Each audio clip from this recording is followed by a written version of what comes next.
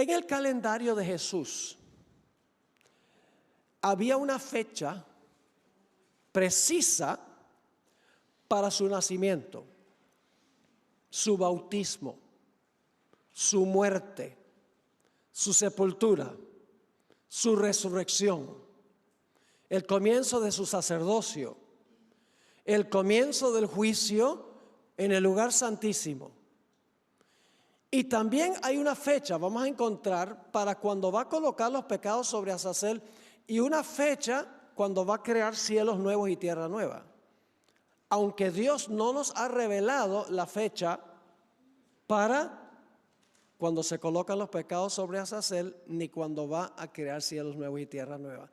La última fecha que nos ha dado, vamos a encontrar, es 1844, cuando comenzó el juicio investigador. Así que vamos a mirar esto, vamos a mirar los diferentes pasos que toma Jesús y lo que dice la Biblia en cuanto a cuándo iba Jesús a tomar esos pasos. Comencemos con la encarnación de Jesús, la encarnación de Jesús. ¿Había una fecha para la encarnación de Jesús? ¿Una fecha para el nacimiento de Jesús? Sí había una fecha en el calendario de Jesús. Pero esa fecha no se nos reveló, pero sí había una fecha para el nacimiento de Jesús. Y usted dice, bueno, ¿cómo sabemos eso? Vayan conmigo a Gálatas, el capítulo 4 y el versículo 4. Jesús no nació el 25 de diciembre. Esa es una tradición que viene del paganismo. Nosotros no tenemos fecha para el nacimiento de Jesús.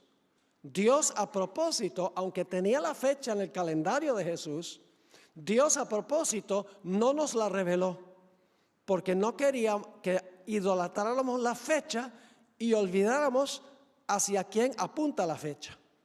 Así que Dios ocultó la fecha. El Espíritu de Profecía nos dice eso.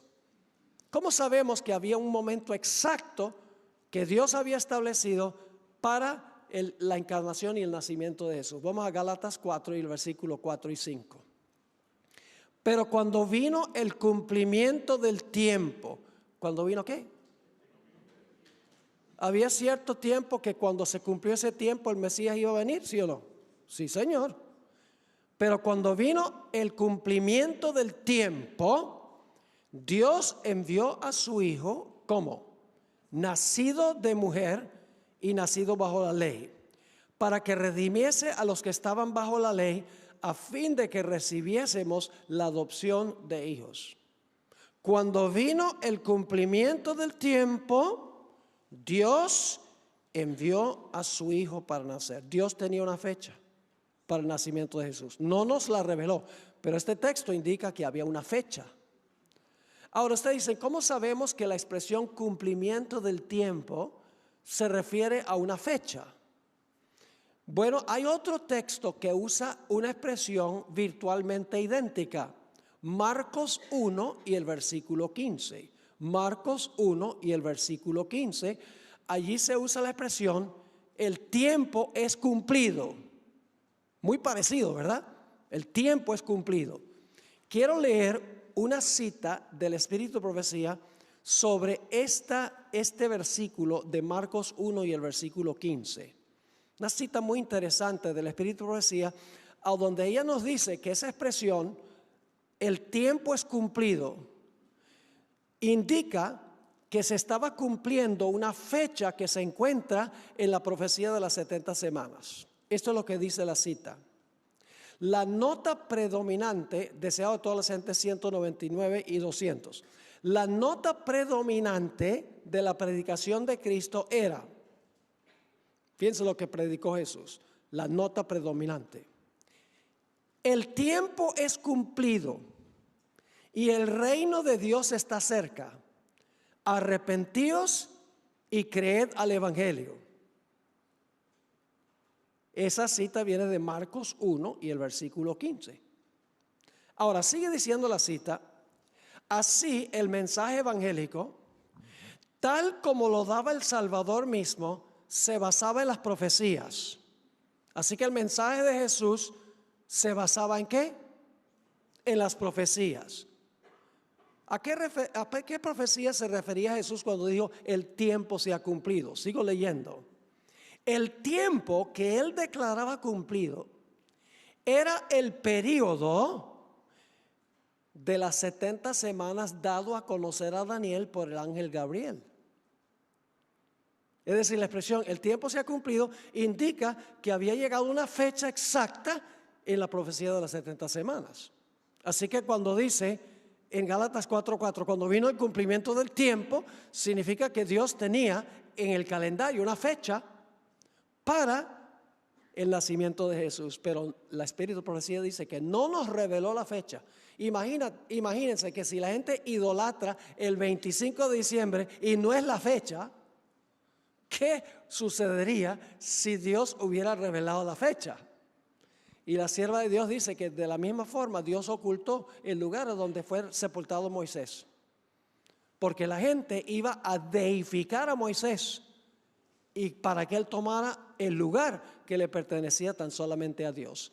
Pero el punto que yo quiero mostrar es que el nacimiento del Mesías tenía un momento en que Dios dijo, vas a nacer en tal fecha, cuando vino el cumplimiento del tiempo.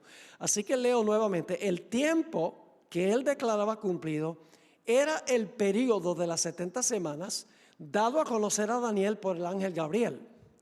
En el año 27, ese es el cumplimiento del tiempo, en el año 27 de nuestra era, Jesús, en ocasión de su bautismo, recibió la unción del Espíritu Santo y poco después empezó su ministerio. Entonces fue proclamado el mensaje, el tiempo es cumplido. ¿Tenía Dios entonces una fecha para el nacimiento de Jesús? Después de pasar cierto tiempo, cuando llegó el momento, el Señor Jesucristo nació, exactamente de acuerdo a lo que Dios había colocado en el calendario. Ahora yo pregunto, ¿será que había también una fecha para el comienzo del ministerio del Señor Jesucristo? Cuando iba a ser bautizado para comenzar su ministerio terrenal, ¿había una fecha para eso? ¿Cómo no? Vamos a Daniel 9, 24 y 25. Dicho sea de paso, déjenme mencionar otra cosa que es muy importante. Y es que cada vez que se va a cumplir un evento o una fecha en el ministerio de Jesús, hay un poderoso anuncio terrenal de que ha llegado ese momento. Cuando el Señor Jesús nació, ¿hubo un anuncio de que Él había nacido?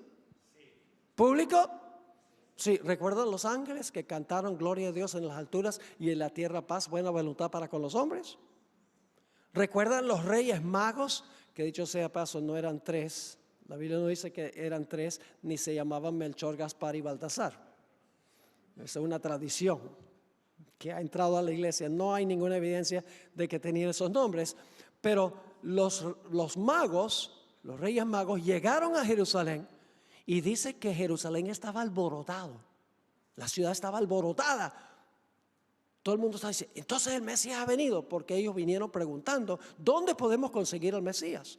Es decir, se trajo a la vista de la gente que había llegado el momento en el calendario para el nacimiento del Mesías. Yo pregunto, cuando Jesús iba a comenzar su ministerio terrenal, cuando se iba a ser bautizado y comenzar su ministerio terrenal, ¿hubo un poderoso anuncio en preparación para eso? ¿Cuál fue el anuncio? 6 meses antes, Juan el Bautista predicó en el desierto, proclamando que el Mesías estaba a punto de venir.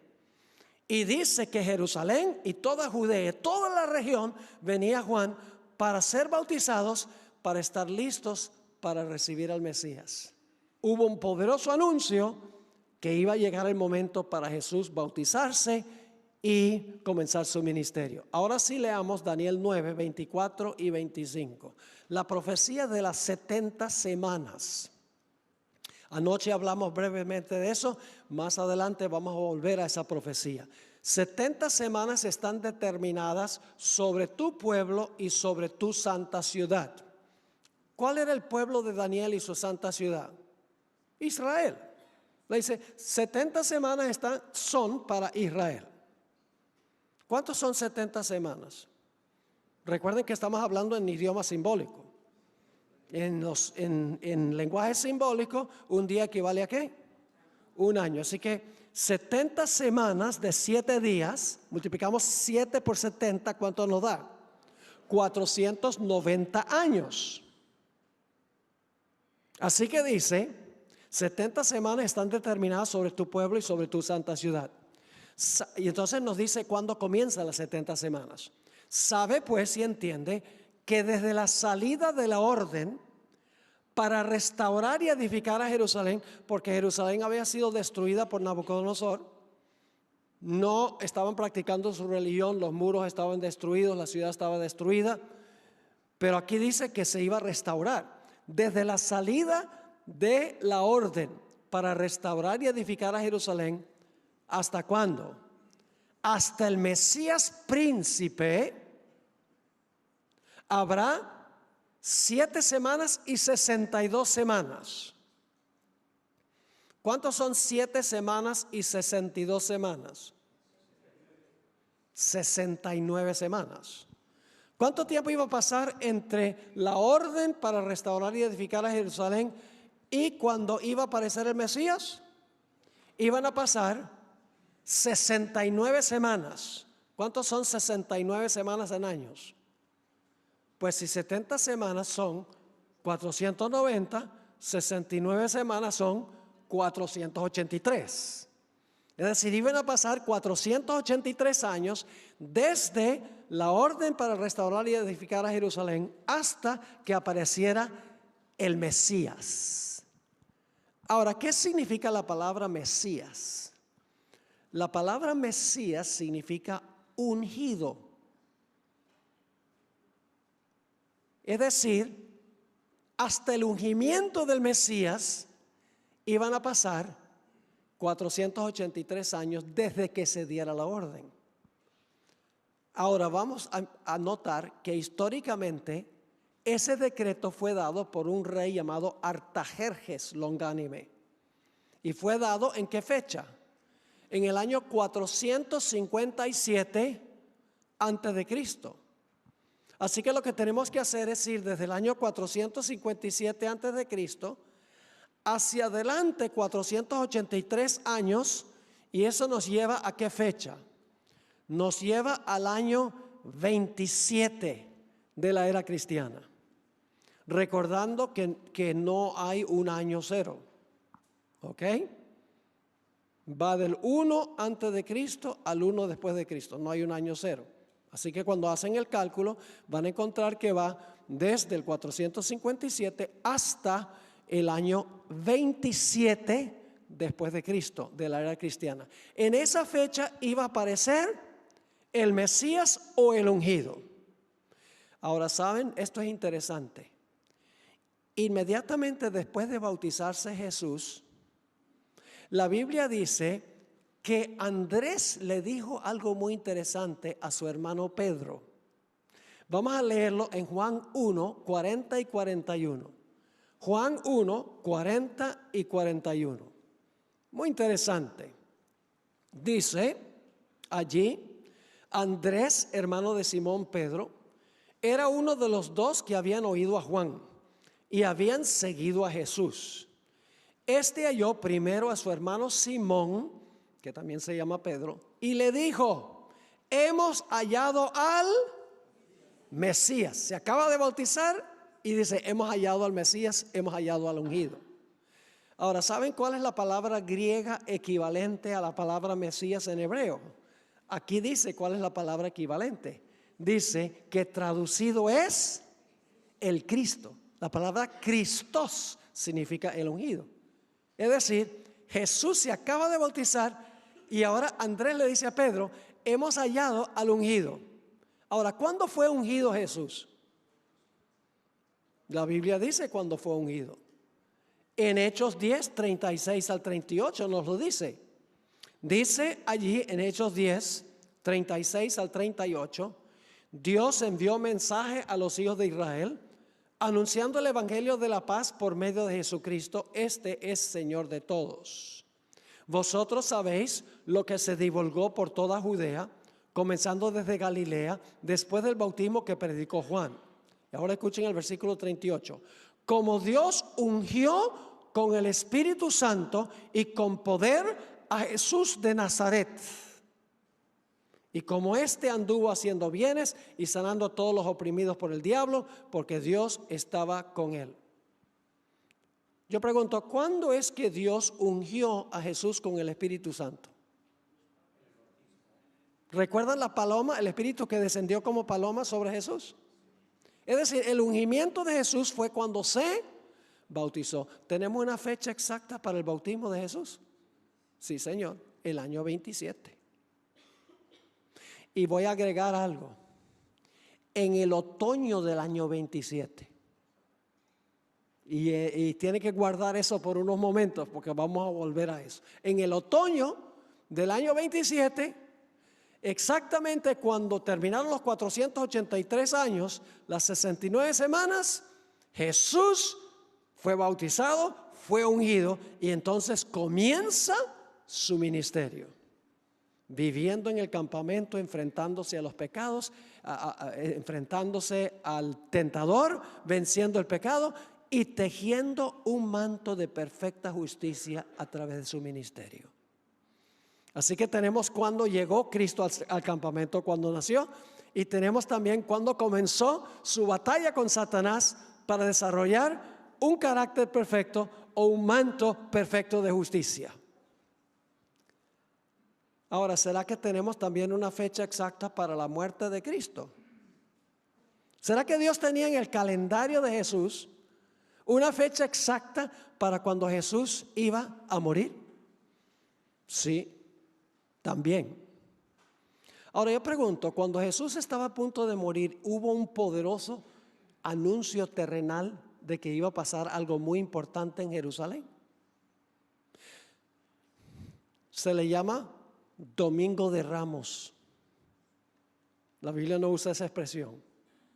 Yo pregunto, cuando ocurrió la entrada triunfal de Jesús a Jerusalén, ¿toda Jerusalén tenía los ojos enfocados en Jesús? Sí, pueden leerlo en los evangelios, en Mateo 21. Todos los ojos, todos los habitantes de Jerusalén se unieron en la procesión y decían, gloria a Dios en las alturas, y alababan al Hijo de David. Todos los ojos estaban enfocados en Jesús. Era necesario que todos los ojos estuvieran enfocados en Él, porque Jesús iba a cumplir la profecía de las 70 semanas, iba a morir exactamente como dice la profecía de las 70 semanas. Y la gente necesitaba prestar atención. Ahora, aquí viene algo muy interesante. Recuerdan que durante el ministerio de Jesús, a veces el Señor Jesús decía, todavía no ha llegado mi hora. Pero al final de su vida dice, ha llegado mi hora. Vamos a leer esos versículos. Juan 2 y el versículo 4. Todos están en el Evangelio según San Juan. Juan 2 y el versículo 4. Jesús está en las bodas de Caná. Y se acaba el jugo de uva. Se acaba el vino. Y entonces María viene a Jesús y le dice, se acabó el vino, ¿qué vamos a hacer? Y el Señor Jesucristo le dice lo siguiente. Jesús le dijo, ¿qué tienes conmigo, mujer? Aún no ha venido mi hora. Aún no ha venido mi hora. Vamos a Juan 7, versículo 6 y el versículo 8. Juan 7, versículo 6 y el versículo 8.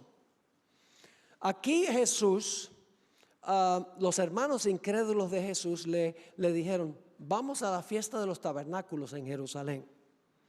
Y Jesús les contestó de la siguiente manera en el versículo 6. Mi tiempo aún no ha llegado. ¿Qué le dice Jesús a sus hermanos? Mi tiempo aún no ha llegado, mas vuestro tiempo está presto. Versículo 8. Subid vosotros a la fiesta, yo no subo todavía a esa fiesta, porque mi tiempo aún no se ha cumplido. Juan 7:30, Juan 7 y el versículo 30.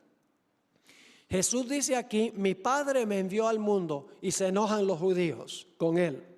Dice en el versículo 30, entonces procuraban prenderle, Pero ninguno le echó mano. ¿Por qué razón? Porque aún no había llegado su hora. Vamos a Juan 8 y el versículo 20. Jesús le dice a los judíos: ustedes no me conocen a mí, ni conocen a mi Padre tampoco. Y dice allí: estas palabras habló Jesús en el lugar de las ofrendas, enseñando en el templo, y nadie le prendió, porque aún no había llegado su hora. ¿Había una hora precisa cuando debían arrestar a Jesús para ir a la cruz? Oh, claro que sí. Noten Juan 12, versículo 23 y 27. Y aquí es interesante, Jesús cambia el tono. De Juan 12 en adelante, Jesús cambia la expresión. El Señor Jesucristo dice: llegó la hora. Lo que está describiendo Juan 12 está ocurriendo solo 2 o 3 días antes de su muerte. Y fíjense lo que dijo Jesús. Vienen unos griegos que dicen: queremos una entrevista con Jesús. Y noten lo que dice Jesús en el versículo 23. Jesús les respondió: ha llegado la hora para que el Hijo del Hombre sea glorificado. Ahora está turbada mi alma. ¿Por qué estaba turbada el alma de Jesús? Porque él sabía que iba a ¿qué? A sufrir en Getsemaní e iba a morir, cargar los pecados del mundo. Así que dice: ahora está turbada mi alma, ¿y qué diré? Padre, sálvame de esta hora, mas para esto ¿qué? He llegado a esta hora. Durante su ministerio todavía no es la hora. No lo pueden arrestar porque todavía no es la hora. Pero al final, los últimos días, llegó la hora. Noten Juan 13, 1. Juan 13 y el versículo 1. Antes de la fiesta de la Pascua, sabiendo Jesús que ¿qué? Que su hora había llegado para que pasase de este mundo al Padre, como había amado a los suyos que estaban en el mundo, los amó hasta el fin. Aun cuando Jesús estaba en Getsemaní o en camino al Getsemaní, elevó esa famosa oración de Juan el capítulo 17. Y noten lo que dice el versículo 1. Jesús empieza la oración. Estas cosas habló Jesús y levantando los ojos al cielo dijo: Padre, va en camino al Getsemaní aquí. Dice: Padre, ¿qué? La hora ha llegado. Glorifica a tu Hijo para que también tu Hijo te glorifique a ti. ¿Había una fecha exacta para la pasión y la muerte de Cristo? Sí. ¿Podía ocurrir antes que llegara ese momento? ¿Podía Dios decir: no, hagámoslo un poquito más temprano? No. Porque el calendario es preciso. Tenía que ocurrir de acuerdo al calendario que se había establecido. Ahora, prepárense para una gran sorpresa. ¿Cuándo es que se hizo ese calendario de eventos de Jesús? ¿Será que cuando Cristo vino a la tierra, entonces dice: bueno, vamos a ver cuándo, vamos a poner la muerte para el año 31? No. Escuchen esta cita extraordinaria del Deseo de todas las gentes, página 121, espectacular. Las palabras "aún no ha venido mi hora" indican que todo acto,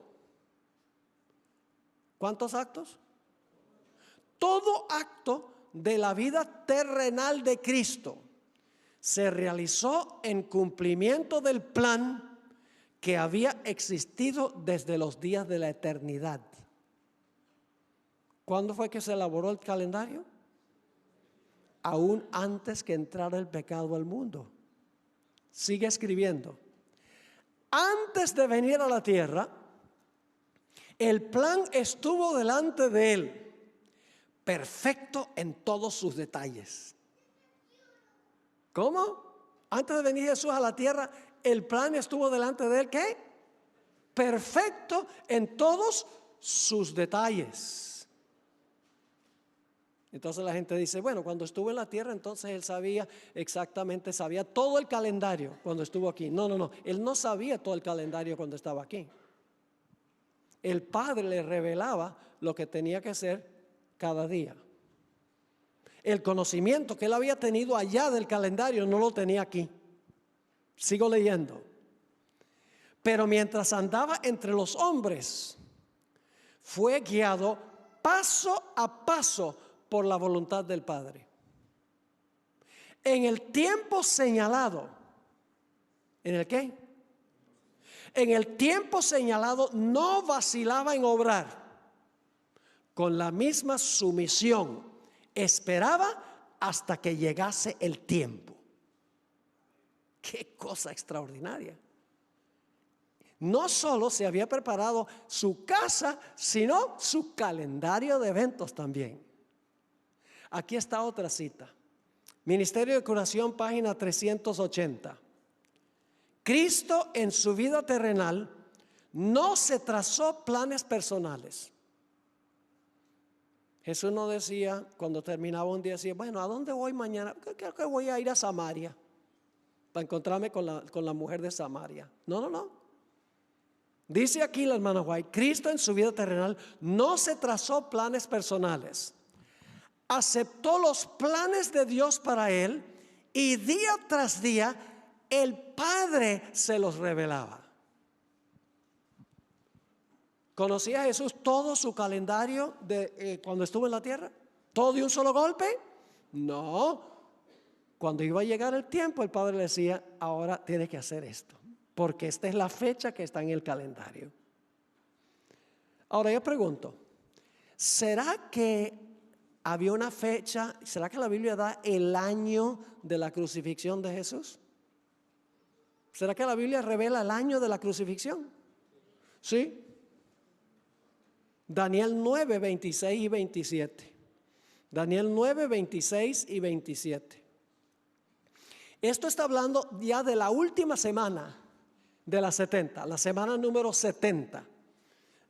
Cuando terminó la semana número 69, Jesús fue bautizado para comenzar la semana número 70. Dice, y después de las 62 semanas, las 62 y las 7, se quitará, ¿qué cosa? La vida al Mesías, mas no por sí. Es decir, él no iba a morir para él, iba a morir para ¿quiénes? Para todos los seres humanos.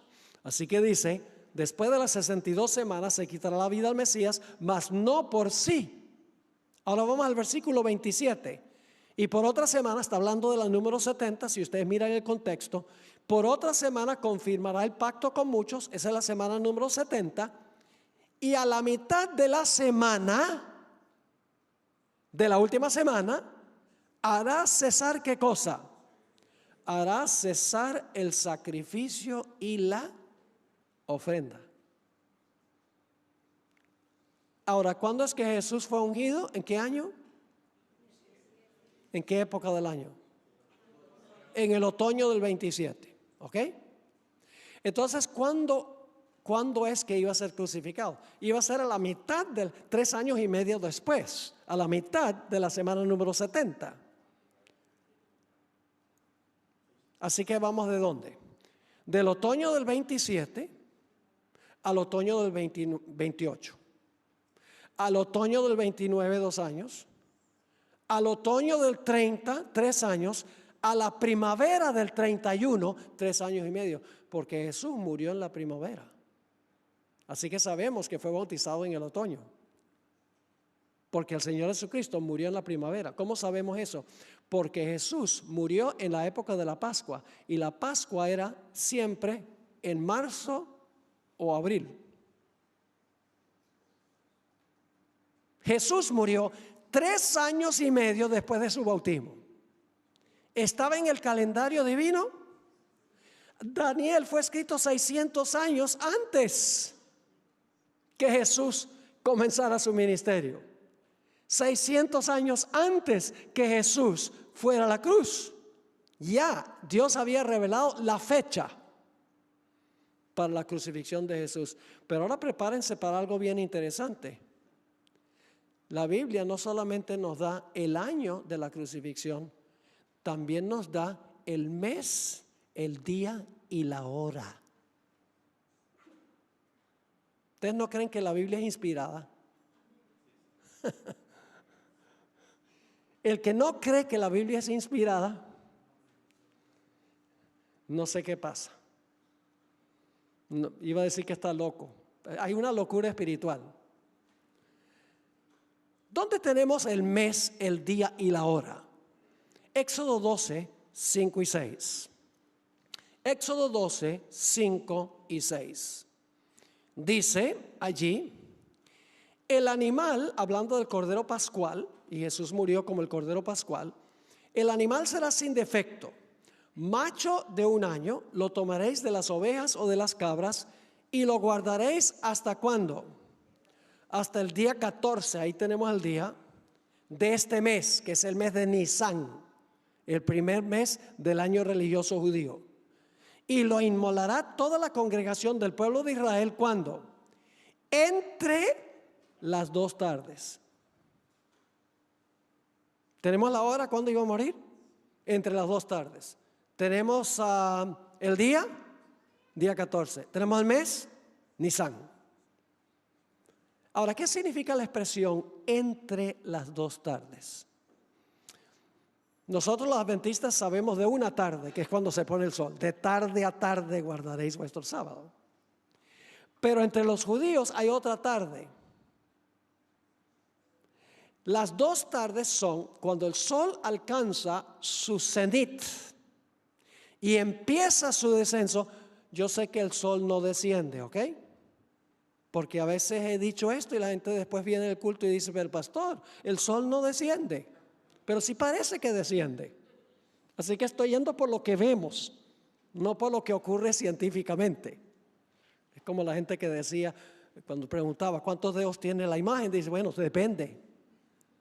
Interesante cómo la gente trata de esquivar todo. Bueno, en todo caso, cuando el sol alcanza su cenit a mediodía, esa es la primera tarde. Por eso, las horas después de las 12, decimos que son las horas de la tarde. Y luego cuando el sol se ocultaba, era la segunda tarde. Es decir, el Mesías iba a morir ¿a qué horas? ¿Qué hora hay entre las 12 y las 6? Las 3 de la tarde. Iba Jesús a morir como el Cordero Pascual. ¿Es Jesús el Cordero Pascual? Déjeme leer el texto para que lo tengan. 1 Corintios 5, 7 dice, limpiaos pues de la vieja levadura para que seáis nueva masa, sin levadura como sois, porque nuestra Pascua, que es Cristo, ya fue sacrificada por nosotros. ¿A qué hora murió Jesús? Entre los judíos las horas se calculaban diferente que nosotros. Nosotros decimos a las 6 de la mañana, a las 9, a las 12, a las 3 y las 6. Entre los judíos las 6 de la mañana era la hora primera, las 9 era la hora tercera, las 12 la hora sexta, las 3 la hora novena y luego el número 12 las 6 de la tarde. Ahora noten Mateo 27 y el versículo 45 y 46. Mateo 27, 45 y 46. Y desde la hora sexta, ¿qué es la hora sexta? Mediodía. La hora sexta. Ok. La hora primera, 6 de la mañana. Tercera, las 9. La hora sexta, las 12. Así que desde la hora sexta hubo ¿qué cosa? Tinieblas sobre la tierra hasta la hora novena. ¿Qué es la hora novena? Las 3 de la tarde, muy bien. Cerca de la hora novena, todavía no era la hora novena, era cerquita. Cerca de la hora novena, Jesús clamó a gran voz diciendo, Elí, Elí, lama sabactani, esto es, Dios mío, ¿por qué me has desamparado? Pero todavía Jesús tenía que hacer 2 declaraciones en la cruz. Porque la última declaración no fue, Dios mío, ¿por qué me has desamparado? Todavía tenía que decir, consumado es, y en tus manos encomiendo mi espíritu. Entonces yo pregunto, si fue cerca de la hora novena, cuando dijo, Dios mío, ¿por qué me has desamparado? Y tenía que hacer 2 declaraciones más, pronto después de eso, ¿a qué horas habrá muerto el Señor Jesucristo? A las 3 de la tarde. ¿Las 3 de la tarde es entre las 2 tardes, sí o no? ¿Es entre mediodía y las 6 de la tarde? ¿Cómo no? Yo pregunto, ¿la Biblia nos da el año, el mes, el día y la hora de la muerte de Cristo? Absolutamente. Ahora vayan a Daniel 9 y el versículo 27. Otra cosa iba a pasar a la mitad de la última semana, cuando el Mesías muriera. Dice allí, y por otra semana confirmará el pacto con muchos. A la mitad de la semana, ¿qué iba a suceder? Hará cesar el sacrificio y la ofrenda. ¿Saben que eso sucedió literalmente? Permítanme leerles una cita espectacular del deseado de todas las gentes, páginas 704 y 705. El día que murió Cristo no hubo sacrificio ni ofrenda, porque el verdadero sacrificio había muerto. Escuchen esta cita. Estas son las cosas que me indican aquí que la hermana White tenía más que sabiduría humana. El mejor comentario bíblico que jamás se haya escrito son los 5 libros de la serie del conflicto. Si usted quiere aprender bastante y bien la Biblia, estudien esos 5 libros. Claro, no lean rapidísimo. Léanlos lento, asimílenlos. Tienen detalles pero tremendos. Deseo de todas las gentes 704 y 705. Cuando los labios de Jesús exhalaron el fuerte clamor, consumado es, los sacerdotes estaban oficiando en el templo. Claro, porque ese sacrificio se ofrecía entre las 2 tardes. Sigue diciendo, era la hora del sacrificio de la tarde. Habían traído para matarlo el cordero que representaba a Cristo, ataviado con sus vestiduras significativas y hermosas. El sacerdote estaba con el cuchillo levantado como Abraham a punto de matar a su hijo. Con intenso interés el pueblo estaba mirando, pero la tierra tembló y se agitó, porque el Señor mismo se acercaba. Con un ruido desgarrador, el velo interior del templo fue rasgado de arriba abajo por una mano invisible que dejó expuesto a la mirada de la multitud un lugar que fuera una vez llenado por la presencia de Dios. Todo era terror y confusión. El sacerdote estaba por matar la víctima. Ahora escuchen esto. El sacerdote estaba por matar la víctima, pero el cuchillo cayó de su mano enervada y el cordero escapó. El tipo se había encontrado con el antitipo. Ya no más sacrificios de corderos. Dios suspendió el sacrificio ese día, pero los judíos no entendieron lo que Dios quería enseñar. Sigue diciendo, el gran sacrificio había sido hecho. Estaba abierto el camino que llevaba al Santísimo. Había sido preparado para todos un camino nuevo y viviente. Ya no necesitaría la humanidad pecaminosa y entristecida esperar la salida del sumo sacerdote. Desde entonces el Salvador iba a oficiar como sacerdote y abogado en el cielo de los cielos. Y ahora la hermana White se va a referir a Daniel 9 y el versículo 27. Era como si una voz viva hubiese dicho a los adoradores: ahora terminan los sacrificios y las ofrendas por el pecado. ¿Tenía Dios en el calendario una fecha exacta para la muerte de Cristo? Hubo un anuncio que enfocó los ojos de toda la gente en Jesús, lo que iba a hacer. ¿Sí? Siempre que Jesús se mueve, hay un anuncio. Ahora, ¿saben que la Biblia también tiene una fecha exacta para la sepultura de Jesús? Sí. ¿Saben que la Biblia tiene una fecha que indica cuándo Jesús iba a reposar en el sepulcro? Y usted dice, ¿dónde está esa profecía? En Levítico 23 y el versículo 6 y el versículo 7. Levítico 23, versículo 6 y el versículo 7. Había una fiesta que ocurría el siguiente día después de la Pascua. Se conoce como la fiesta del pan sin levadura. ¿Qué representa el pan? El pan representa a Jesús. Yo soy el pan vivo que descendió del cielo, dijo Jesús. ¿Qué representa la levadura? El pecado. Es decir, el pan sin levadura representa el hecho de que Cristo no tenía pecado. ¿Están conmigo o no están conmigo? Ahora dice en el versículo 6 y 7, a los 15 días, ¿qué día era la Pascua? El día 14, que sabemos que fue un día ¿qué día cayó viernes cuando Jesús murió? Un viernes, ¿ok? Un viernes. Dice, a los 15 días, el 15 de Nisan, el siguiente día después de la Pascua, después de la muerte de Cristo, de este mes, es la fiesta solemne de los panes sin levadura a Jehová. 7 días comeréis panes sin levadura. ¿Por qué panes sin levadura? Porque el pan sin levadura representaba ¿a quién? Representaba a Cristo. Ahora, aquí viene un detalle muy interesante. Nos dice que el pan sin levadura se celebraba el día después de la Pascua, que es la fecha de la muerte de Jesús. Ahora, yo pregunto, ¿el pan con levadura se corrompe tan rápido como el pan sin levadura? El pan con levadura, porque tiene levadura, después de un tiempo se vuelve ¿qué? Mohoso.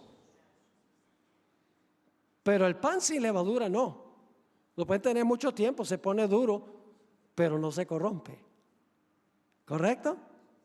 Ahora yo pregunto, ¿qué hubiera sucedido con un cuerpo común y corriente si una persona muere un viernes? ¿Qué ocurre en el sepulcro el siguiente día, el sábado? Su cuerpo empieza el proceso ¿de qué? De descomponerse. ¿Correcto? Y finalmente, ¿qué va a suceder? Va a criar gusanos y va a heder. ¿Correcto? Pero el Señor Jesucristo, dice el apóstol Pedro en el día del Pentecostés, en Hechos 2, citando el Salmo 16, dice que el cuerpo de Jesús no vio corrupción. Mientras descansaba en el sepulcro, el 15 de Nisan, su cuerpo no vio corrupción. ¿Por qué razón? Porque era el pan sin levadura. No se corrompió. Y dicho sea de paso, permítame compartir esto con ustedes. ¿Recuerdan lo que ocurría con el maná? ¿Qué pasaba cuando se recogía el maná, digamos, miércoles para jueves? Dos cosas, criaba gusanos y hedía. ¿Qué es lo que cría gusanos y hede? Un cuerpo en vías de descomposición. Pero ¿qué pasaba cuando se recogía el maná el viernes y se guardaba para el sábado? Estaba tan fresco el sábado como había estado el viernes. ¿Y qué representa el pan? En Juan 6, el Señor Jesucristo dice, el maná es mi carne que yo doy por la vida del mundo. Así como el maná no se corrompía el sábado, el cuerpo de Cristo, quien es representado por el pan, no vio corrupción mientras reposaba en el sepulcro el sábado. ¿Había una fecha exacta para la sepultura y el reposo de Jesús en el sepulcro, sí o no? Sí, el 15 de Nisan. ¿Será que también había una fecha para la resurrección de Jesús? Todo esto es coincidencia, ¿verdad que sí? Dios tiene todo fríamente calculado. Hay una fecha para la resurrección de Jesús. Vamos a Levítico 23, 9 al 11. El 16 de Nisan, muere el 14, queda en el sepulcro el 15.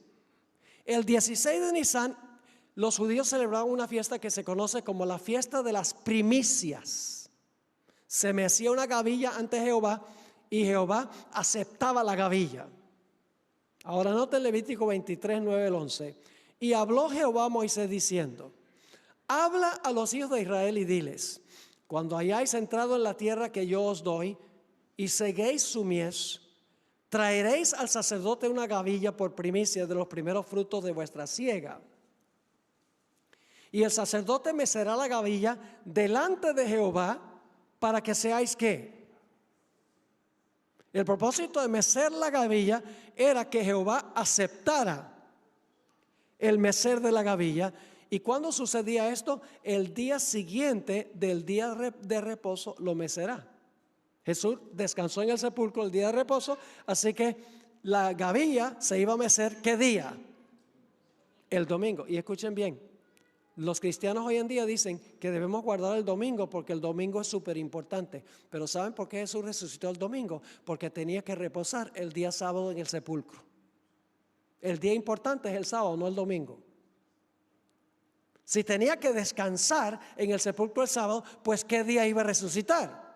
El domingo, pero no porque el domingo es santo, sino porque el sábado Cristo reposó de su obra de redención, como en la creación el séptimo día reposó de su obra de creación. Es el sábado, no el domingo, que es significativo. Ahora, ¿quién cumplió esta fiesta de las primicias? 1 Corintios 15 lo dice claramente. 1 Corintios 15, 20 dice: mas ahora Cristo ha resucitado de los muertos. ¿Qué cosa? Primicias de los que durmieron es hecho. ¿Quién cumple la fiesta de las primicias? Jesús. ¿Por su qué? Por su resurrección, dice. Mas ahora Cristo ha resucitado de los muertos, primicias de los que durmieron es hecho. Jesús es las primicias. Y ahora fíjense algo muy interesante. La gavilla se mecía, y cuando se mecía, Dios aceptaba el mecer de la gavilla. ¿Saben lo que ocurrió recién que Jesús resucitó? El Señor Jesucristo hizo un viaje al cielo y se presentó ante su Padre para tener la seguridad que su sacrificio había sido aceptado por su Padre. Y ustedes dicen, ¿cómo sabemos eso? Muy sencillo, porque cuando Jesús resucitó se encontró con María Magdalena y ella quería tocarlo, y Jesús le dijo: ¿qué? No me toques, todavía no he ascendido a mi Padre. Pero esa noche de ese mismo día permitió, y no solamente permitió, sino que le dijo a sus discípulos que lo tocaran. Tiene que haber entonces ido al cielo en el interino, porque él era la gavilla, tenía que presentarse ante Jehová para que se anunciara que su sacrificio había sido acepto. Yo pregunto, ¿hubo un poderoso anuncio de que Jesús había resucitado? ¿Cuál fue el anuncio? Jesús no resucitó solo. Mateo 27 dice que resucitaron santos desde el principio del mundo. La hermana White dice que fueron mártires. Probablemente entre ese grupo estaba Abel. 3 o 4 metros de altura. Yo soy Abel. El Señor ha resucitado. Tiene que haber causado impacto. Dice que los que resucitaron fueron a la ciudad de Jerusalén y anunciaron la resurrección de Cristo. Cuando Cristo resucitó, hubo un anuncio. Siempre que Jesús se mueve, se anuncia de que Él ha empezado una nueva obra.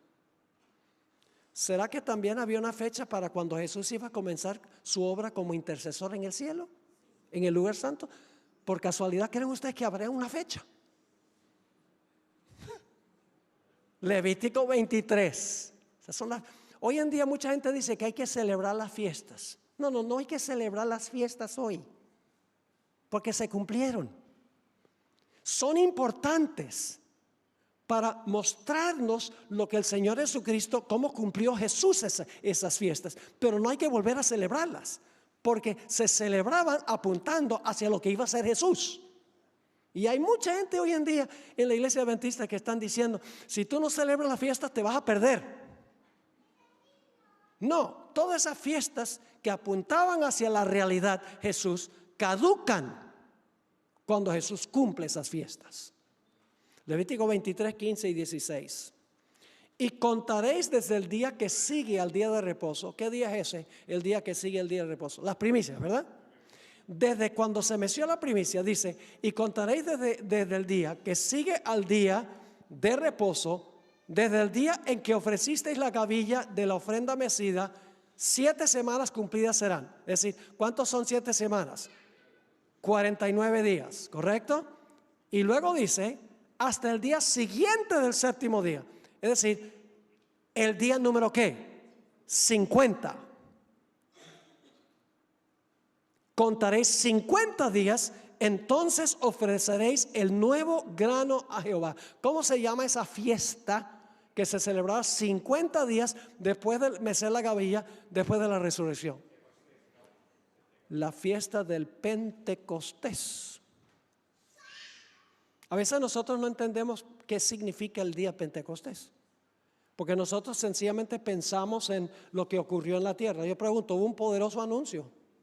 ¿Ustedes no creen que un viento recio, lenguas de fuego, y la gente empieza a hablar idiomas que nunca han estudiado? Y ahora hablan los idiomas que nunca habían estudiado perfectamente, con buena gramática y sintaxis y ortografía. Es decir, un poderoso anuncio que algo vital estaba sucediendo. Pero el evento importante no fue en la tierra. Ustedes leen el sermón que predicó Pedro en Hechos el capítulo 2. Él anunció que lo que ocurrió en la tierra era un anuncio de lo que estaba empezando Jesús en el cielo, su obra intercesora en el lugar santo del santuario. Fue instalado como sumo sacerdote para empezar a aplicar los beneficios de la obra que había cumplido en la tierra. Y había una fecha exacta cuando eso iba a ocurrir. Ahora, saben que la Biblia no solamente nos da la fecha para el comienzo de la intercesión de Cristo. Dicho sea de paso, es en el día 6 del mes de Sivan en el calendario judío. Pero sabemos la hora en que fue derramado el Espíritu Santo y Cristo comenzó su obra intercesora. ¿Cómo sabemos eso? ¿La hora? ¿También? Sí. Vayan a Hechos 2 y el versículo 15. Hechos 2 y el versículo 15. Cuando empiezan a hablar en lenguas, algunos de los que están presentes dicen, esos los que están es borrachos. No se le entiende lo que están diciendo. Están borrachos. Y Pedro los va a corregir. Dice allí, Pedro, porque estos no están ebrios, como vosotros suponéis, puesto que es la hora tercera del día. ¿Qué horas eran? Las 9 de la mañana. ¿Ustedes creen que en la Biblia hay detalles que se ponen de adorno? No, Dios quiere que sepamos que Él conoce el fin desde el principio, mis hermanos y hermanas, que Él está en control. Escuchen, los planes de Dios no conocen ni premura ni demora. Dios no dice, bueno, la gente todavía no entiende, esperemos un poco, entonces corremos la fecha. O la gente está lista antes, corramos la fecha hacia atrás. No, Dios no corre fechas, tiene fechas exactas cuando tienen que cumplirse los eventos. Ahora, hemos hablado de las primeras 4 fiestas: la Pascua, Pan sin levadura, Primicias y Pentecostés. Pero había también 3 fiestas otoñales. La primera de esas es la fiesta de las trompetas. Por 10 días se tocaban las trompetas. Y el propósito era anunciar que venía el día de expiación, la purificación del santuario. Ese era el propósito de las trompetas. Ahora, después de las fiestas primaverales en Israel, hoy en día hay irrigación, etcétera, así que la agricultura es distinta que en los tiempos bíblicos. En los tiempos bíblicos, después de la primavera, venía un verano largo, seco y árido, donde no había fiestas. Ese periodo representa el periodo de los 1260 años, cuando los 2 testigos profetizaron en luto y no hubo lluvia, dice, y está representando el Espíritu Santo, no hubo lluvia en los días de su profecía. El largo periodo de apostasía papal. Pero cuando termina esa apostasía, se levanta un movimiento para proclamar en la tierra de que está por ocurrir un evento vital. ¿Cómo se llama ese movimiento que anunció que había llegado la hora del juicio? El movimiento milerita. Dios levantó a un ejército de personas, primordialmente en el este de los Estados Unidos, pero también en África, en Asia. Otros individuos proclamaban. Inclusive había un sacerdote católico jesuita con el nombre de Lacunza, que discrepaba de la teología de su iglesia y decía, sí, el juicio está cerca. Es decir, Dios levantó un grupo para proclamar con son de trompeta que la hora del juicio había llegado. Yo pregunto, ¿será que Dios tenía una fecha exacta para el inicio de ese juicio? ¿Les parece que había una fecha? Sí. Daniel 8:14. Aquí llegamos a la continuación de lo que estudiamos anoche. Daniel 8:14. Y él dijo, hasta 2300 tardes y mañanas, luego el santuario será purificado. ¿Cuándo comienza? Los días son ¿qué? Años. Ojalá que entendamos eso, que los días en la profecía son años. Así que ¿cuántos años son? 2300 años. ¿Cuándo comienzan? Cuando comienzan las 70 semanas. 457 antes de Cristo. Luego vamos hacia adelante, ¿cuántos años? 2300 años. Y esa es la fecha cuando debe comenzar ¿qué cosa? La purificación del santuario o el juicio, de lo cual hablamos anoche. Tenemos entonces la fecha o el año cuando iba a comenzar el juicio investigador en el cielo. Sí, ¿qué año fue? Si hacen la operación, 2300 años, 1844. Pero saben que también tenemos el mes y el día. Levítico 23, 26 y 27. Levítico 23 y el versículo 26 y 27. Dice allí, también habló Jehová a Moisés diciendo, a los 10 días de este mes séptimo, así que está el día, sí, a los 10 días está el mes. ¿Cuál mes? Ahora, no es el 10º día del mes séptimo en nuestro calendario de hoy, sino en el calendario hebreo. ¿Saben en qué mes y qué día caía esta fecha hebrea en 1844? Octubre era el mes séptimo del calendario judío. Octubre 22 de 1844. ¿Había una fecha exacta para el comienzo del juicio investigador en el cielo? ¿La obra de Cristo en el lugar santísimo? Sí, había una fecha exacta para el inicio del juicio. Hubo un poderoso anuncio de que estaba por comenzar. En todo caso, cuando Jesús comienza una nueva obra, se hace un anuncio para que la gente sepa lo que va a ocurrir. Ahora volvamos un momento a lo que hablábamos anoche, porque a partir de mañana en la noche y pasado mañana vamos a hacer un estudio de Daniel 11 detallado, no de todo el capítulo. Primordialmente vamos a mirar los puntales y nos vamos a enfocar especialmente en el capítulo 11, 40 hasta el capítulo 12 y el versículo 3. En Daniel 11 no hay una nueva visión, sino una explicación de la visión del capítulo 8. En Daniel 11 empieza con Persia, igual que Daniel 8. Continúa con Grecia y su primer rey y los 4 reinos.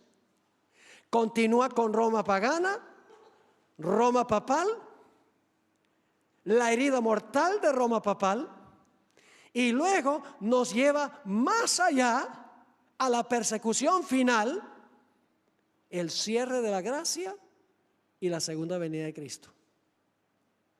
Daniel 11 es la terminación de la explicación que quedó pendiente en Daniel 8. Recuerden eso.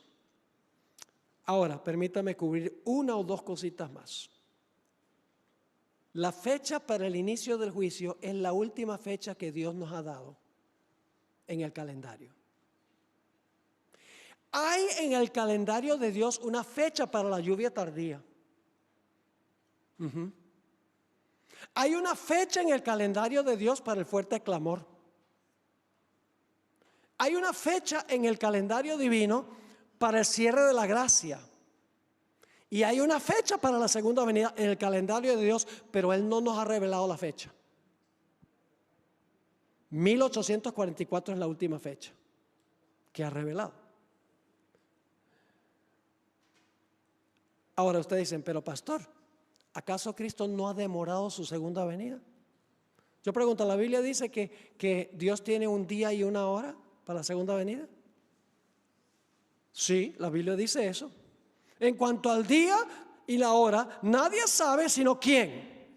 Mi Padre. Dios tiene una fecha, pero no la ha revelado porque la gente va a esperar hasta una hora antes para prepararse y ya será tarde porque será una conversión hipócrita por salvarse de la destrucción. ¿Cómo es que el hermano hoy dice que podríamos haber apresurado la segunda venida? Déjenme explicarles, porque tenemos que mirar estas cosas de una forma distinta que lo regularmente hacemos.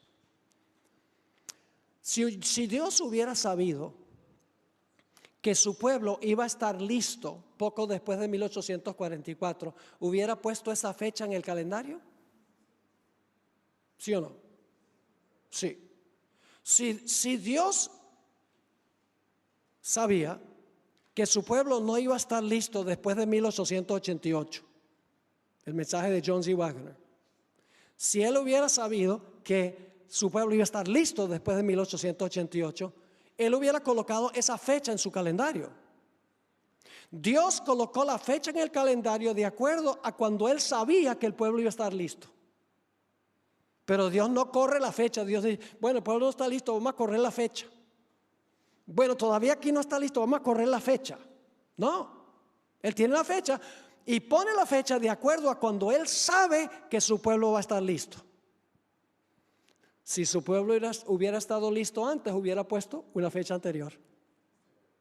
Todo tiene que ver con su pueblo.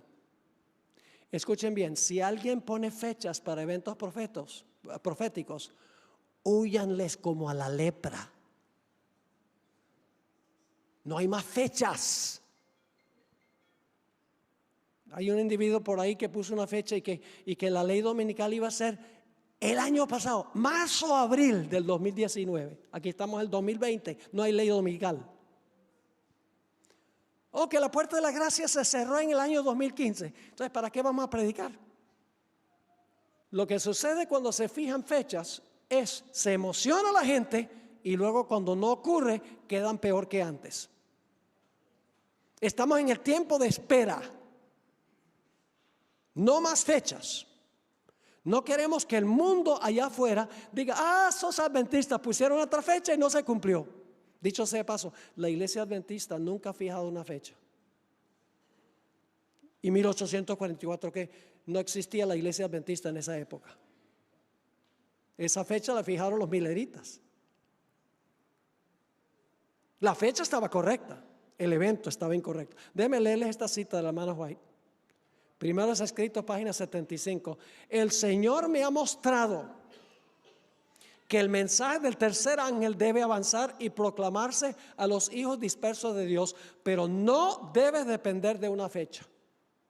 Vi que algunos están creando una excitación falsa al predicar fijando fechas, pero el mensaje del tercer ángel es más poderoso de lo que puede serlo una fecha. Vi que este mensaje puede subsistir sobre su propio fundamento y no necesita ser reforzado con fechas. que irá adelante con gran poder y hará su obra y será abreviado en justicia. Y esta es una cita de 7 páginas que tengo del Espíritu de Profecía. Pero no voy a leer más. Ahora termino con esto. ¿Creen ustedes que Dios tiene un plan para nuestra vida? ¿Creen que Dios tiene un plan ya trazado para nuestra vida? Sí.